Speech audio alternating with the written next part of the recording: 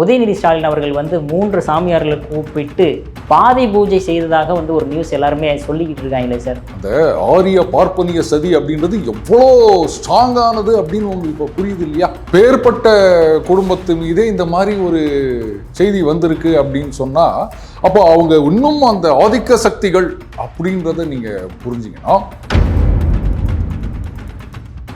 தலைவர் திருமா அவர்கள் வந்து பேச ஆரம்பிச்ச 2வது நிமிஷத்துல அந்த திமுக தலைவர்கள் 2 பேரும் எழுந்து போயிட்டாங்க.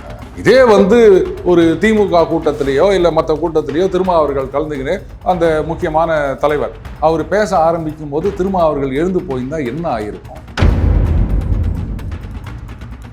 என்னென்னவோ மழுப்பினார் திருமா அவர்கள். இல்லை, அவருக்கும் வந்து இந்த மதுக்கடைகளை மூட வேண்டும் என்பதுதான் நோக்கமாக இருக்கின்றது அப்படின்னா எனக்கு கூட தான் நோக்கமாக இருக்கிறது, நானும் ஒரு சூப்பர் ஸ்டாராக வரணும் அப்படின்னு. இதுக்காக என்ன பண்ண முடியும்? அப்போ தலைவரை என்ன அளவுக்கு இன்சல்ட் பண்ணாலும் கவலை இல்லை, மக்கள் பிரச்சனை எதுவாக இருந்தாலும் கவலை இல்லை, கூட்டணி வேணும், எம்எல்ஏ சீட்டு வேணும், இதுதான் வந்து கூட்டணி தர்மமா? மக்களை பற்றி கவலை இல்லை. இந்த மக்கள் சோறு இல்லாம கஷ்டப்பட்டுக்கிற மக்கள், வெள்ளத்துல கஷ்டப்பட்டுக்கிற மக்கள், அவங்க ஓட்டு போட்டா மட்டும்தான் அந்த கூட்டணியை பதவிக்கு வர முடியும். துணை பொதுச் செயலாளர் பதவி குத்து வச்சுக்கிறார் திருமா அவர்கள். அப்போ நீங்க அவரை கேள்வி கேட்குறீங்க, அவர் விசிகாரன் கிடையாது அப்படின்னு சொல்றீங்கன்னா அப்ப நீங்க திருமா அவர்களுடைய டிசிஷன் மேக்கிங் கெப்பாசிட்டியை கொஸ்டின் பண்றீங்க. அவர் தானே பதவி கொடுத்தார், இவங்களா பதவி கொடுத்தாங்க? அப்ப இடைநீக்கம் தான் செஞ்சிருக்காரு, முழுமையாக நீக்கவில்லை. அதையும் நீங்க கவனிக்கணும். ஒரு தலைவர் வருகின்றார், ஃபார் தட் மேட்டர் நீங்கள் நடிகரை விடுங்க, வரார் அப்படின்னு சொன்னால் அந்த இடத்துல தள்ளுமுள்ளு நடப்பது அப்படின்றதெல்லாம் சகஜம். இந்தியா வரலாற்றில் இதுக்கு முன்னாடி எத்தனையோ இந்த மாதிரி நடந்திருக்கின்றது, இதற்கு பிறகும் நடக்கலாம், இல்லைன்னா சொல்ல முடியாது. அப்போ அந்த தலைவர்கள் அரெஸ்ட் பண்ணுவாங்களா? அரசியல் சினிமா ரெண்டும் சேர்ந்து தானங்க நீங்கள் விக்கிரவாண்டியில் வந்து கூட்டம் நடத்துனீங்க, நெரிசல் வந்துதான் வரல. அப்புறம் அங்கேயே எவ்வளோ கஷ்டப்பட வேண்டியது இருந்தது சார், உண்மையாலுமே பார்க்கத்தாலுமே. அப்புறம் ஏங்க விக்கிரவாண்டியில கூட்டம் நடத்துங்க 15 லட்சம் பேரை போட்டு? அதனால சார் பொறுமையா பார்த்து கஷ்டப்பட்டு. அப்போ நீங்க மாநாடு நடத்தணும், விக்கிரவாண்டி சக்சஸ்னு சொல்லப்படுது. அதனால நீங்க மாநாடு நடத்தணும் அப்படின்னா கூட்டம் வந்தா, நெரிசல் வந்தா, பவுன்சர் வந்தா பிரச்சனை இல்லை. ஆனா நிவாரண உதவி 250 பேருக்கு செய்யணும் அப்படின்னு சொன்னா அப்போ வந்து கூட்டம் வரும், நெரிசல் வரும். நல்லா இருக்குது இந்த கதை, ஆனா நம்புற மாதிரி இல்லை.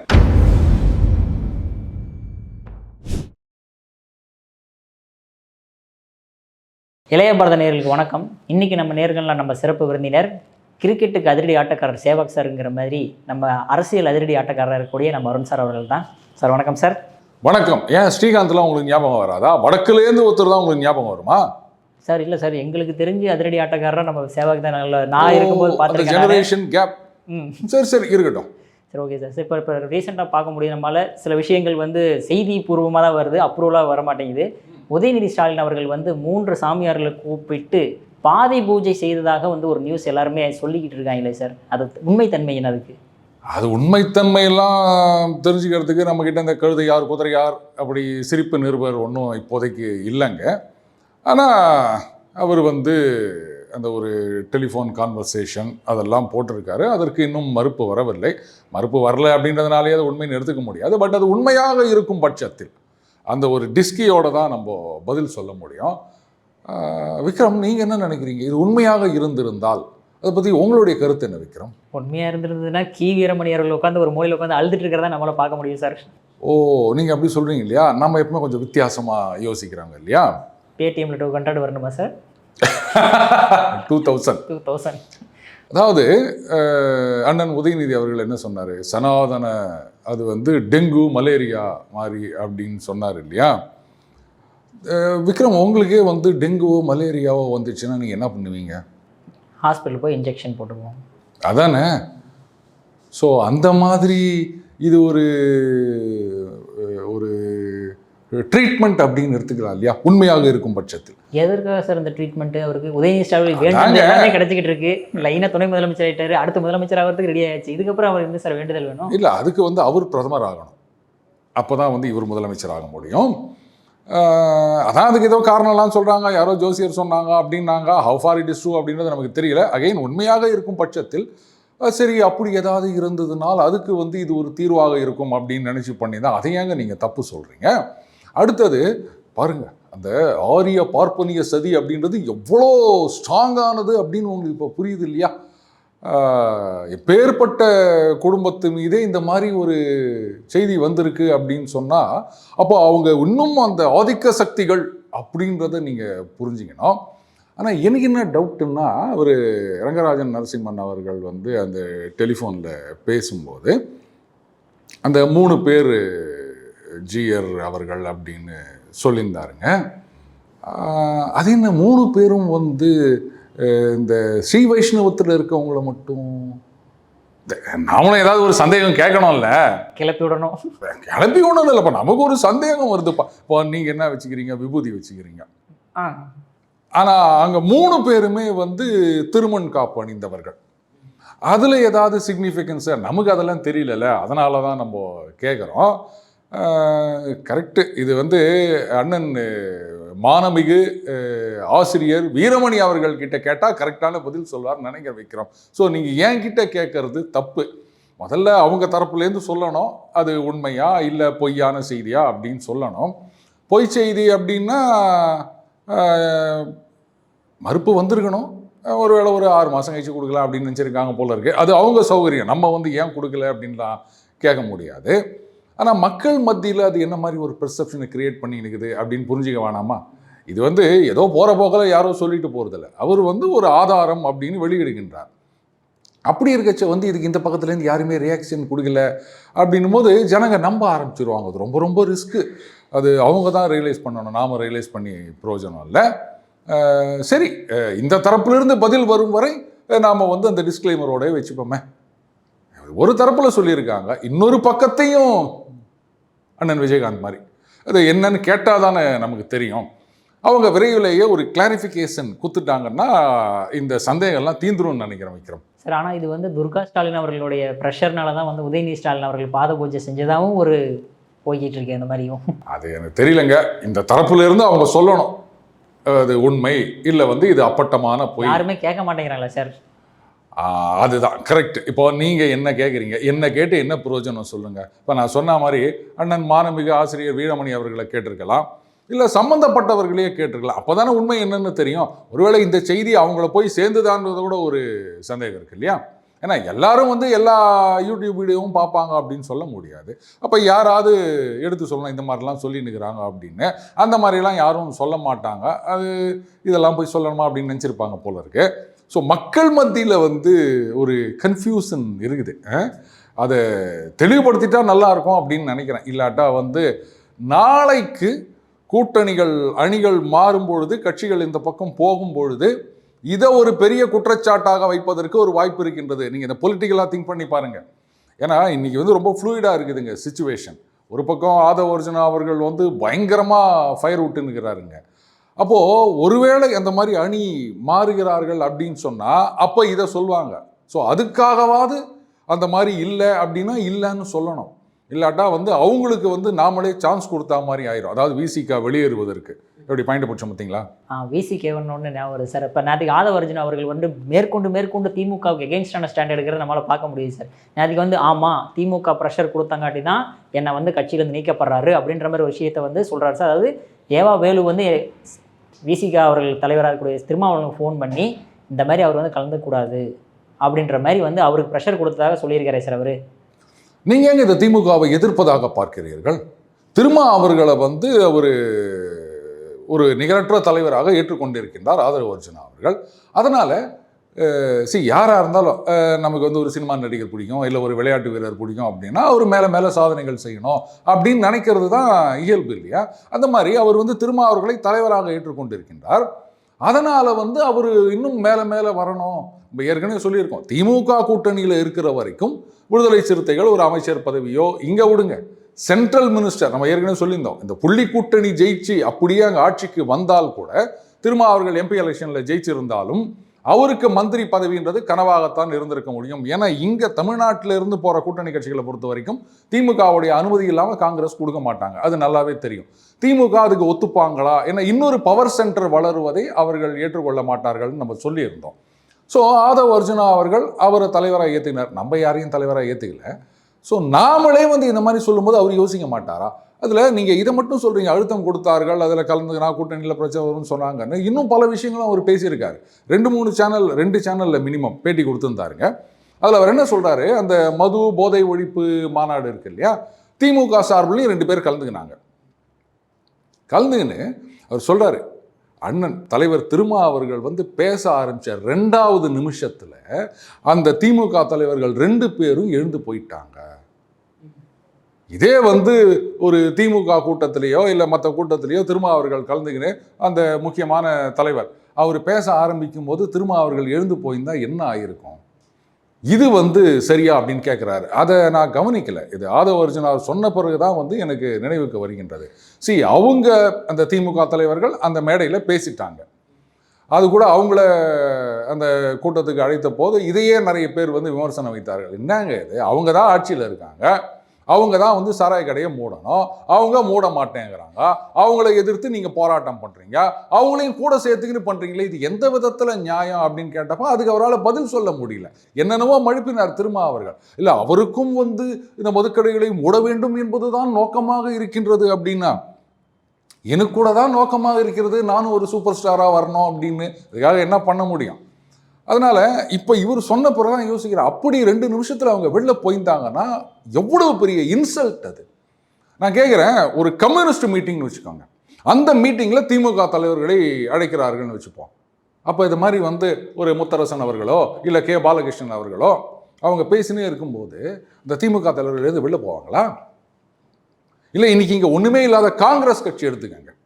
அன்னைக்கு இதுக்கு முன்னாடி இருந்த தலைவர் யாரு? என்ன சார், KS அழகிரி. அப்பா, கரெக்ட். அழகிரி அவர்கள் ஒரு கூட்டம் போடுறாரு, அதில் திமுக தலைவர்கள் போகிறாங்க. பெரிய ஒரு மாவட்ட செயலாளர் இல்லை பகுதி நிர்வாகி அப்படியே கூட வச்சுக்காங்க. அவர் பேசும்போது இவங்க எழுந்து போவாங்களா? முதல்ல போக மாட்டாங்க. இன்றைக்கி செல்வ பெருந்தகை அவர்கள் அவர் காங்கிரஸ் கட்சியில் மீட்டிங் போடுறாங்கன்னா இவங்க எழுந்து போவாங்களா? அப்படி இருக்கச்ச திருமா அவர்கள் பேசும்பொழுது அவங்க எழுந்து போயிருக்காங்க அப்படின்னு சொன்னால் திருமா அவர்களே வந்து கொதித்து எழுந்திருக்க வேண்டாமா? எப்படிங்க அடங்கமறு அத்துமீறு அப்படின்லாம் சொல்லிட்டு இன்னைக்கு அந்த ஏதோ ஒரு கார்ட்டூனில் ஓப்பனிங்கில் ஒன்று வரும், அந்த MGM சிங்கம் தெரியுமா, அந்த மாதிரி வந்துட்டு விக்ஸ் விளம்பரத்தில் நினைக்கிறேன், மியாவ் அப்படின்னு கத்தும், அப்புறம் தொண்டையில் கிச்சா அப்படின்னு விக்ஸ் சாப்பிடுவாங்க. அந்த மாதிரி இந்த அளவுக்கு ஒரு சம்பவம் நடந்திருக்கின்றது அப்படின்னு சொன்னால் அன்றைக்கே திருமா அவர்கள் அவருடைய எதிர்ப்பை பதிவு செய்திருக்க வேண்டாமா? எப்படிங்க நான் பேசிட்டு இருக்கும்போது இவங்க எழுந்து போகிறாங்க அப்படின்னு சொன்னால் எவ்வளோ பெரிய இன்சல். அப்படின்னா ரொம்ப அவசரமான வேலைக்கு போகிறாங்க, அதையாவது சொல்லியிருக்கணும். இது மாதிரிங்க இல்லையா, அவர் பேசுறதுக்கு முன்னாடியாவது ஐயா கூப்பிட்டீங்க, நாங்கள் பேசி முடிச்சிட்டோம், இன்னொரு முக்கியமான வேலை இருக்குது, அதனால் நாங்கள் போகிறோம் அப்படின்னு சொல்லிட்டு அது போயிருக்கணும். மற்றபடி பேசிட்டு இருக்கும்போது எழுந்து போகிறான்றது வந்து இதை எந்த விதத்திலையும் கண்டோன் பண்ண முடியாது. ஸோ இந்த ஆஸ்பெக்டை நீங்கள் யோசிச்சு பாருங்க. அப்போது யாராக இருந்தாலும் ஒருத்தர் தலைவராக ஏற்றுக்கிறோம் அப்படின்னு சொன்னால் கோபம் வருமா வராதா? அந்த கோபத்தை தான் அவள் வெளிக்காட்டி இருக்கின்றார். இதில் தப்பே கிடையாது, யாராக இருந்தாலும் இப்படி தான் செய்வாங்க. ஆனால் இவருக்கு வந்திருக்க கோபம் இன்னைக்கு வந்து ஆதவ அர்ஜுனாவை விடுதலை சிறுத்தைகள் கட்சியில் இருக்கிற பல பேரே தாக்கிட்டு இருக்காங்க. உண்மையான விசிகா காரணமாக இருந்தால் இது மாதிரிலாம் செய்வானா அப்படின்லாம் கேட்குறாங்க.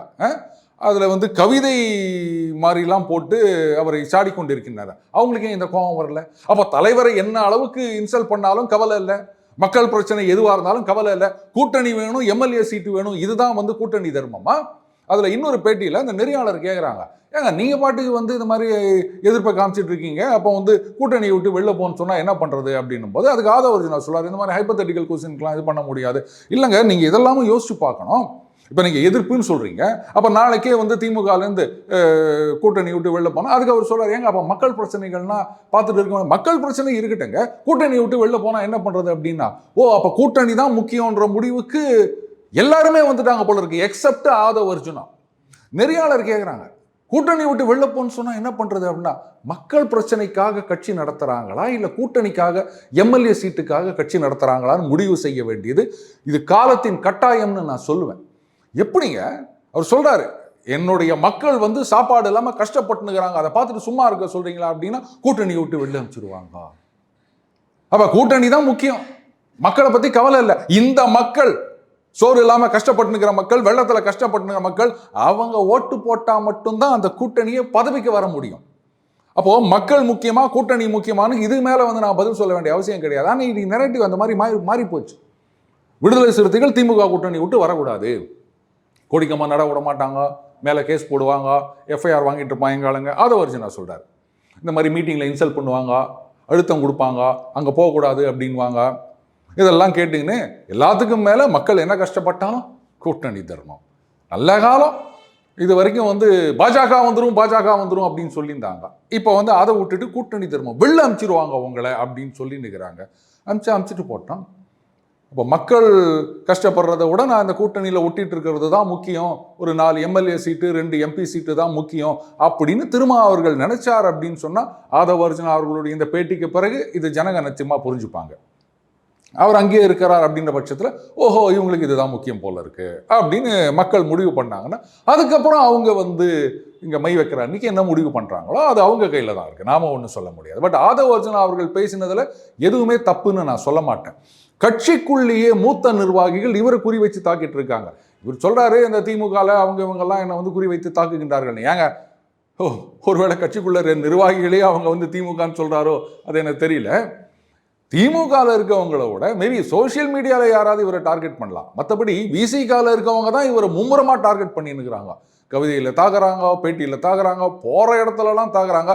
ஆஸ் இஃப் ஆதவ அர்ஜுனா விசிகா நிர்வாகி மாதிரி அவங்க பேசலை. அவங்க எழுதுறது பேசுறதெல்லாம் பார்க்கும்போது அவர் ஏதோ வேற கட்சியிலேருந்து வந்தவர் மாதிரி தான் ஒரு தோற்றம் இருக்கின்றது. எப்படிங்க துணை பொதுச் செயலாளர் பதவி கொடுத்து வச்சுக்கிறார் திருமா அவர்கள்? அப்போ நீங்க அவரை கேள்வி கேட்குறீங்க, அவர் விசிகாரன் கிடையாது அப்படின்னு சொல்றீங்கன்னா, அப்போ நீங்க திருமா அவர்களுடைய டிசிஷன் மேக்கிங் கெப்பாசிட்டியை கொஸ்டின் பண்றீங்க. அவர் தானே பதவி கொடுத்தார், இவங்களா பதவி கொடுத்தாங்க? அப்போ இடைநீக்கம் தான் செஞ்சிருக்காரு, முழுமையாக நீக்கவில்லை. அதையும் நீங்க கவனிக்கணும். அப்போ இந்த கட்சியின் மீதான ஒரு நம்பிக்கை, கட்சி தலைமையின் மீதான நம்பிக்கை, அதை குலைக்கும் வகையில் செயல்படுகின்றார்னு திரும்ப அவர்கள் சொன்னார் ஆதவ அர்ஜுனாவை நீக்கும் போது. ஆனா கட்சி தலைமையின் மீதான நம்பிக்கையை இழக்கும் செயல்களில் ஈடுபடுவது ஒரு குறிப்பிட்ட 4 விசிகா நிர்வாகிகள் தானே தவிர ஆதவ அர்ஜுனா கிடையாது. சார் ஓகே சார், அடுத்து நம்ம ஆதவ அர்ஜுனாவை பற்றி பேசிகிட்டு இருக்கும்போது அடுத்து அல்லு அர்ஜுன் அவர்களை நேற்றுக்கு திடீர்னு கைது செஞ்சுட்டு போயிட்டாங்க சார். அதாவது பெயில் வாங்க முடியாத பிரிவுகள்னு போட்டாங்க சார், இருந்தாலுமே அவர் பெயில் வாங்கி இன்னைக்கு காலைல வந்துட்டாரு. என்ன காரணத்திற்காக அவர் அரெஸ்ட் பண்ணப்படுறாரு சார்? அவர் அதாவதுங்க பெயில் வாங்க முடியாத பிரிவுகள் அப்படின்றது பெயிலே கிடையாதுன்னு அர்த்தம் கிடையாது. அங்கே போலீஸ் லெவலில் முடிவு பண்ண முடியாது, கோர்ட்டில் போய் பெயில் வாங்கிட்டு வரணும். இப்போ பார்த்தீங்கன்னா அந்த புஷ்பா 2 புஷ்பா சார், அதை புஷ்பன்னு சொல்லலாம், பொய்ப்பொன்னு சொல்லலாம், எப்படி ஒன்றா சொல்லலாம்.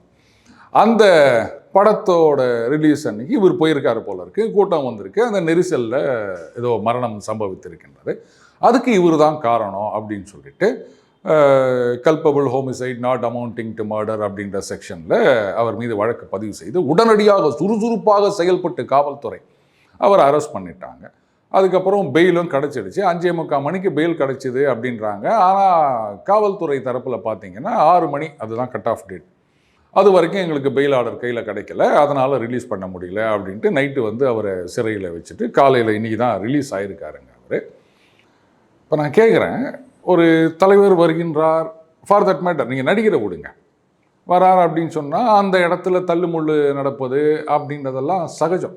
இந்தியா வரலாற்றில் இதுக்கு முன்னாடி எத்தனையோ இந்த மாதிரி நடந்திருக்கின்றது, இதற்கு பிறகும் நடக்கலாம், இல்லைன்னா சொல்ல முடியாது. அப்போ அந்த தலைவர்கள் அரெஸ்ட் பண்ணுவாங்களா? ஆனால் இதுக்கு நான் வேறு காரணமாக இருக்குமோ அப்படின்னு யோசிக்கிறேன். அது நான் அல்லு அர்ஜுனா அவர்கள் மீதே ஒரு குற்றச்சாட்டு வைக்கிறேன்னு வச்சுக்கோங்களேன். காரணம் என்ன வேணா இருந்துட்டு போட்டோம், அது காவல்துறை அந்த மாநில முதலமைச்சர் அவங்க பதில் சொல்லிட்டு போட்டோம். ஆனால் எனக்கு அல்லு அர்ஜுனா மேலே ஒரு குற்றச்சாட்டு இருக்கின்றது. ஆதவ அர்ஜுனாவை சப்போர்ட் பண்ண அல்லு அர்ஜுனாவை நான் இப்போ விமர்சனம் செய்ய போகின்றேன். நமது நாடு மதச்சார்பற்ற நாடு இல்லையா வைக்கிறோம்? அப்படி இருக்கச்ச ஒரு ஹீரோ ஒரு மத குறியீடு, அதுலேயும் அந்த பெரும்பான்மை மத குறியீடுகள் நெத்தியில் இப்படி குங்குமம் வச்சுன்னு வருது, இப்படிலாம் பண்ணால் அது மதச்சார்பின்மைக்கு அகெயின்ஸ்ட் இல்லையா விக்ரம்? நீங்கள் அவரை சப்போர்ட் பண்ணாதீங்க. அதாவது நீங்கள் வில்லனை காமிக்கும் போது அப்படி குடுமி வச்சுக்கின்னு நாமம் போட்டுக்கின்னு மேலே சொக்கா இல்லாமல் பூனல் போட்டுக்கின்னு அப்படி வரா மாதிரிலாம் காமிக்கலாம், இல்லை அந்த மாதிரி கேரக்டர்ஸை காமெடியாக காமிக்கலாம். இதெல்லாம் காலங்காலமாக நம்ம சினிமாவில் பார்த்துருக்கோம்.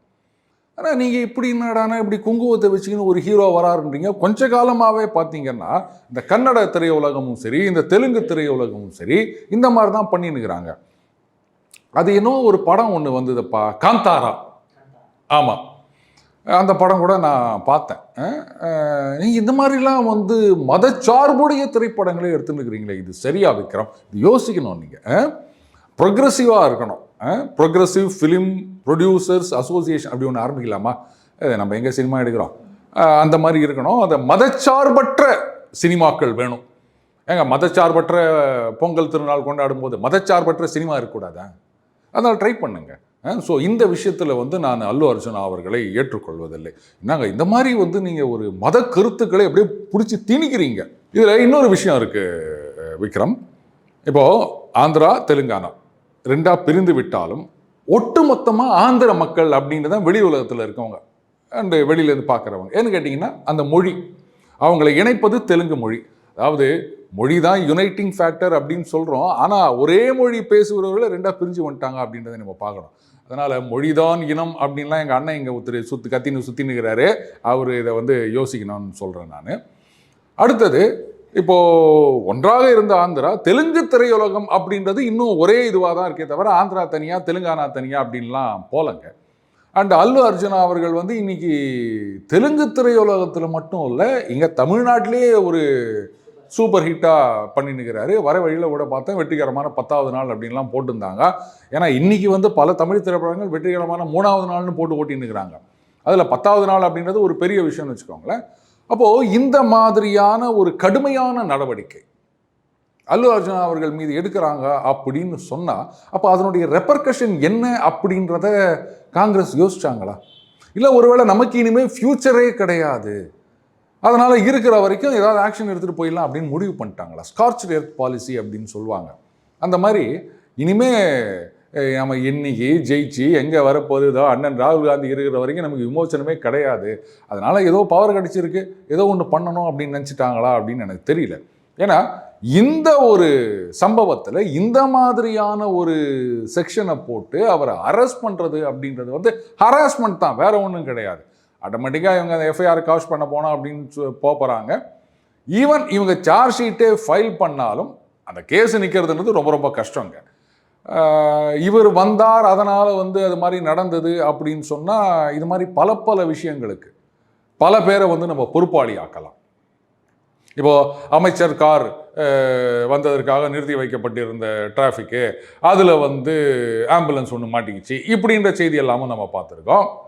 அப்போ அதுக்கெல்லாம் யாரை பொறுப்பாக்குங்க நீங்கள்? அந்த டிராஃபிக்கை நிறுத்தின தமிழ்நாடுன்னு இல்லை, இந்தியா முழுக்க நம்ம நிறைய பார்த்துருக்கோம் அந்த மாதிரி சம்பவங்கள் இல்லையா? அப்போ அதுக்கு என்ன பண்ணுவீங்க? வந்து அந்த நிறுத்தின காவல்துறை அதிகாரியா இவங்களுடைய கருத்துப்படி பார்த்தா அப்போ அந்த அமைச்சரை தான் பண்ணணும். அப்போ அதுக்கெல்லாம் என்ன பண்ணுவீங்க? ஸோ இது வந்து ஏதோ ஹராஸ் பண்ணணுன்றதுக்காகவே பண்ண மாதிரி தான் தெரியுது. மற்றபடி சட்டம் தன் கடமையை செய்யும் அப்படின்னு வடை சொல்கிறதெல்லாம் இங்கே வேலைக்கு ஆகாது விக்ரம். சார் நீங்கள் சொல்கிறது நியாயமான ஒரு பேச்சு சார். அதாவது அல்லு அர்ஜுன் அவர்கள் வந்து இந்த மாதிரி கூட்ட நெரிசலில் பிரச்சனையாச்சு.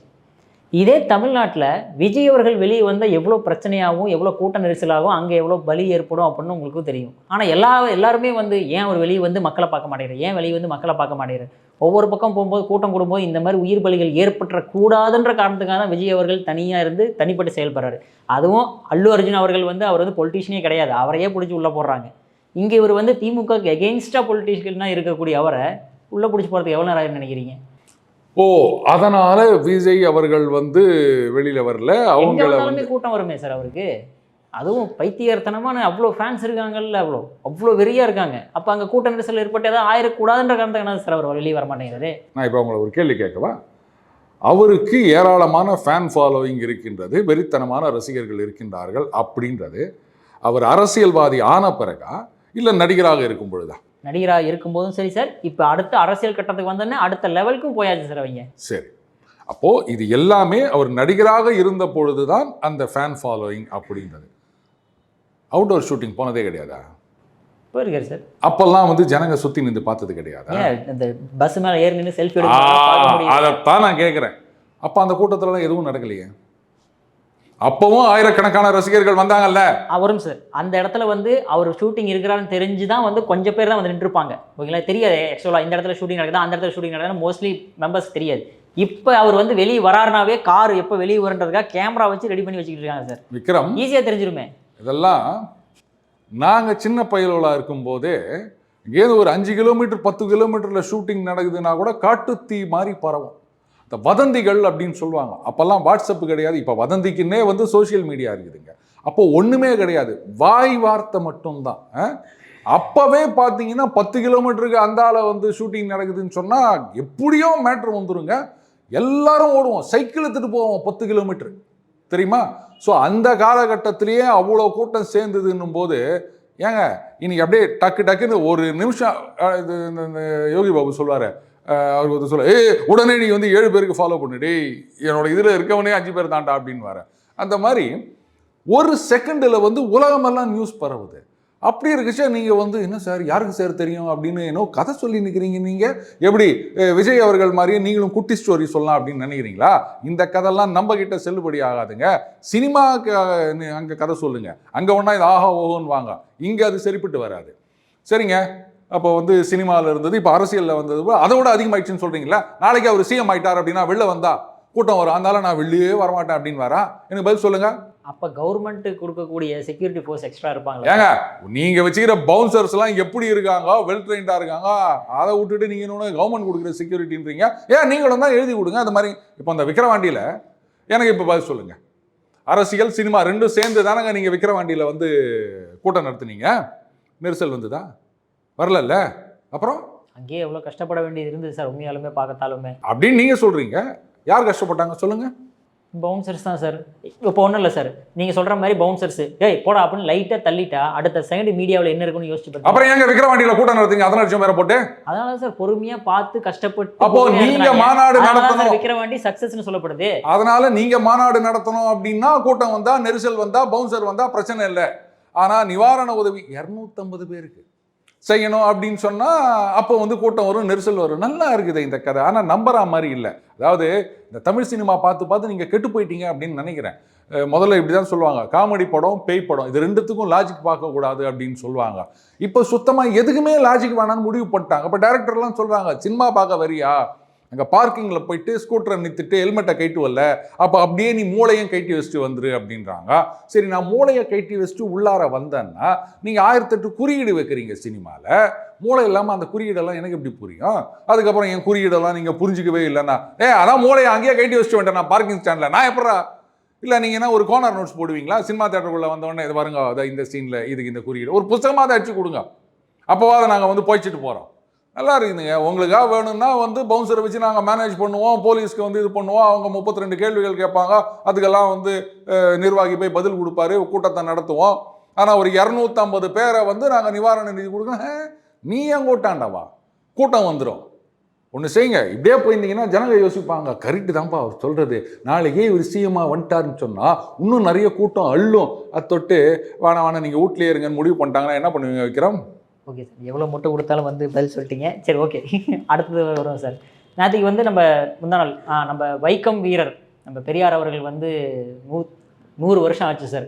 அதுக்கு ஸ்டாலின் அவர்கள் கேரளா போய் அங்கே போய் சில விஷயங்கள் பேசுகிறாரு. ஸ்டேஜில் பேசும்போது அவர் வந்து ஒரு வார்த்தை சொல்லிடுறாரு, பலாத்கார போராட்டம் அப்படின்ட்டு. அது சொன்ன உடனே எங்கள் சேனல் நாங்கள் எடுத்து போடுறோம் சார், இந்த மாதிரி என்ன கன்ஃபியூஸ் ஆகிட்டாரு அப்படின்ற மாதிரி போடுறோம். அதுக்கு யூட்டனாக இருக்கக்கூடிய கார்த்திகேயன் அவர்கள் வந்து போடுறாரு, பலாத்கார போராட்டம்ங்கிறதுக்கு இன்னொரு மீனிங் இருக்குது, வன்முறை போராட்டம் அப்படின்ட்டு. அதுக்கும் அவர் வந்து முட்டு கொடுக்க வராரே சார், அதை எப்படி பார்க்குறீங்க? ஓ, இப்படி கூட இருக்குதா? அதுவும் ஒரு புக்கை ரெஃபர் பண்ணி இங்கே பாருங்க, அவரே சொல்லியிருக்காரு பாருங்க, பலாத்கார போராட்டம்னா இந்த மாதிரி வன்முறை போராட்டம்னா ஒரு புக்கை போட்டு அது வேற ரவுண்ட் பண்ணி வேற காட்டியிருக்காரு சார். ஓ, ரொம்ப ஆச்சரியமா இருக்குது. சரி, நாம கூட வந்து விக்ரம் ஒன்று செய்யலாம். விக்ரம் இந்த மாதிரி நெறியாளர்களோ இல்லை விருந்தினர்களோ இவங்க வந்து ஏதாவது ஒரு வார்த்தை அந்த வட்டார வழக்கு அப்படி ஏதாவது சொல்லி எக்குதப்பா ஆகிட போகுது. அதனால் என்ன பண்ணலாம், இந்த மாதிரி சிக்கலான வார்த்தைகளை எல்லாம் நாமளே ஒரு புக்கு பப்ளிஷ் பண்ணிடுவோம். இன்னென்ன வார்த்தைக்கு இன்னென்ன அர்த்தம் அப்படின்னு போட்டோன்னு வச்சுக்கோங்களேன். நாளைக்கே யாராவது கேட்டால் கூட பாருங்கள், அவங்க ஃபேக்ட் செக் யூனிட்டு, அது ஃபேக்ட் செக் இல்லை, வேறு ஒன்று ஆத்தரைஸ்டு இல்லை, இன்னொன்று அவங்கள மாதிரி தான் நாங்களும் சொல்கிறோம். தோ இந்த புஸ்தகத்தில் இருக்குது, இந்த தமிழ்நாட்டை பொறுத்த வரையும் இந்த புஸ்தகத்தில் இருக்குது, அந்த புஸ்தகத்தில் இருக்குது அப்படின்னு சொல்லிட்டோன்னா கேள்வியே கிடையாதுப்பா. எனக்கு கூட பார்த்தியானா என்னது சமூக ஊடக ஷேக்ஸ்பியர் அப்படின்னு ஒரு பட்டம் கொடுத்தாங்க. எங்கே தெரியுமா? இந்த யூனிவர்சிட்டி ஆஃப் கலிஃபோர்னியாவிலேருந்து வந்தது எனக்கு அந்த மெயில். அங்கே அந்த லானில் உக்காந்திக்கின்னு அந்த வைஃபை யூஸ் பண்ணி அந்த நண்பர் வந்து அங்கேருந்து எனக்கு ஒரு மெயில். ஸோ அது என்ன இடம்? சோனியா காந்தி கூட கேம்பிரிட்ஜில் படிச்சாங்கன்னு சொல்லியிருந்தாங்க. கேட்டால் இல்லை அங்கே ஏதோ ஒரு லோக்கல் இன்ஸ்டியூட்டில் படிச்சாங்கன்ட்டாங்க. அந்த மாதிரி யூனிவர்சிட்டி ஆஃப் கலிஃபோர்னியா அங்கேயும் தானே அவர் மெயில் அனுப்பிச்சாரு. அப்போ நான் சுருக்கமாக அப்படி தான் சொல்வேன். அவர் தான் எனக்கு ஒரு சர்டிஃபிகேட்லாம் டிசைன் பண்ணி அனுப்பிச்சிருந்தாருப்பா, சமூக ஊடக ஷேக்ஸ்பியர் அப்படின்னு. ஆனால் அப்போவே அவர் சொன்னார், இதை வந்து நீங்கள் ஒரு புக்கு பப்ளிஷ் பண்ணிடுங்க, பப்ளிஷ் பண்ணிட்டு அதில் இந்த மாதிரி பட்டம் கொடுத்தாங்க அப்படின்னு நீங்கள் பதிவு பண்ணிட்டீங்கன்னா நாளைக்கு யாரும் வந்து நாக்கு மேலே பல்ல போட்டோ இல்லை பல்லு மேலே நாக்கு போட்டோ கேட்க மாட்டாங்க. யார் கொடுத்தாங்கன்னா தோகுது பார் புக்கு அப்படின்னு எடுத்து நீட்டிடலாம். பரவாயில்ல, பலாத்கார போராட்டத்துக்கு வந்து இப்படி ஒரு அர்த்தம் இருக்கா? அப்போ நாளைக்கு வந்து இது மாதிரி இந்த போராட்டத்தில் வன்முறை வெடித்தது அப்படின்னா, அப்போ வந்து இந்த போராட்டத்தில் பலாத்காரம் வெடித்தது அப்படின்னு போட்டா, இல்லை அவர் சொல்றாரு பலாத்காரம் அப்படின்றதுக்கு இப்படி ஒரு அர்த்தம் இருக்குன்னு சொல்றாருல, அப்போ வந்து வன்முறை வெடித்தது அப்படின்றது, ஏன்னா அந்த வார்த்தை உட்காரணும் தெரியுமா, சில நேரங்களில் கொஞ்சோண்டு இடம் மிச்சம் இருக்கும், அதை என்ன பண்ணுறதுன்னு தெரியாமல் இருக்கும். அப்போது அந்த வன்முறை 4 எழுத்து, பலாத்காரம் 6 எழுத்து, அப்போ ஒரு 2 எழுத்து எக்ஸ்ட்ரா வந்ததுன்னா கரெக்டாக சீட் ஆகுதுன்னு வச்சுக்கேன். அப்போ வந்து பலாத்காரம் வெடித்தது அப்படின்னு போட்டால் சரி விடுங்க, சென்னை சென்ட்ரல் ரயில் நிலையத்தில் குண்டு வெடித்தது அப்படின்றதுக்கு என்னவோ போட்டவங்க தான் இங்கே இருக்க ஊடகங்கள், அதெல்லாம் நான் சொல்லக்கூடாது. அதனால் இதெல்லாம் அப்படியே எடுத்துகிட்டு போக வேண்டியது தான். விடுங்க, புதுசாக கண்டுபிடிக்கிறாங்க. மெர்சல் அப்படின்றது தமிழ் வார்த்தை அப்படின்னு யாரோ ஒருத்தர் கண்டுபிடிச்சிக்கிறாங்க. இந்த கங்குவா அப்படின்றதுக்கு ஆமாம் இது வந்து ஆதித்தமிழ்னு வேற ஏதோ ஒன்று சொல்லிக்கிறாங்க. கங்குனா எனக்கு தெரியுங்க, அந்த நெருப்பு கங்கு. ஒரு அந்த கங்கு வா அப்படின்னாங்க போலுக்குது. அதான் அப்படி சரியான கண்டுபிடிக்க வேண்டியதுதான். தமிழுக்கு வளம் சேர்க்குவதற்கான ஒரு முயற்சின்னு எடுத்துக்க வேண்டியதுதான். ஆனால் அதுக்காக இந்த வார்த்தையா? ஓகே சார், சூப்பராக எக்ஸ்பிளைன் பண்ணீங்க சார். உங்கள் அற்புதமான கருத்தில் இளைய பாதர் மேலோட பகிர்ந்ததுக்கு மிக்க நன்றி சார். நன்றி விக்ரம்.